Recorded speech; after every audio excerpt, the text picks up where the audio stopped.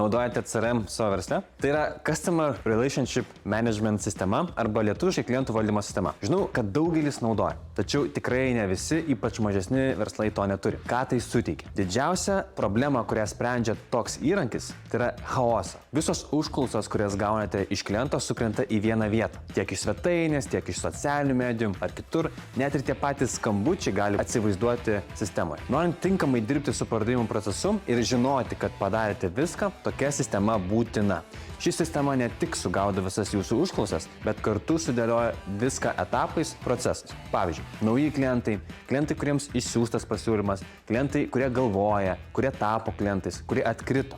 Kiekvienas iš jūsų turi savo procesus ir etapus. Tačiau principas tas, kad viską galite sudėlioti struktūrizuotai ir žinoti, kas vyksta, kiek nusimato klientų, kiek praradote ir panašiai. Tada nelieka vietos nuomoniai ar įsivaizdavimams. Yra faktai, skaičiai ir nėra dėl ko bereikalingai galvoti. Kita problema, kurią sprendžia CRM-as, naujiems pardavėjams labai lengva dirbti ir suprasti procesus.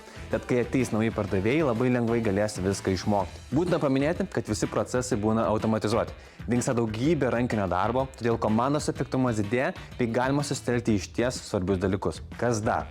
Jūs aiškiai galite matyti, kiek ir kaip dirba jūsų komandos pardavėjai. Ar jiems pavyksta parduoti, ar jie susisiekia su klientais, bei žinoma, su kiek iš jų susisiekia bei veda prie galutinio pardavimo. Tai yra įrankis, kurį versle naudoti būtina. Yra labai platus pasirinkimas CRM sistemų ir kai kurie iš jų tiesiog nemokami. Tad kuo anksčiau pradėsite naudoti, tuo greičiau galėsite automatizuoti verslą, jį plėsti bei išvengti daug chaoso ir klaidų. Jeigu nuspręsite tokią sistemą pas save integruotis, mes galėsime padėti. Ir jeigu toks turinys jums aktualus, prenumeruokite šį kanalą.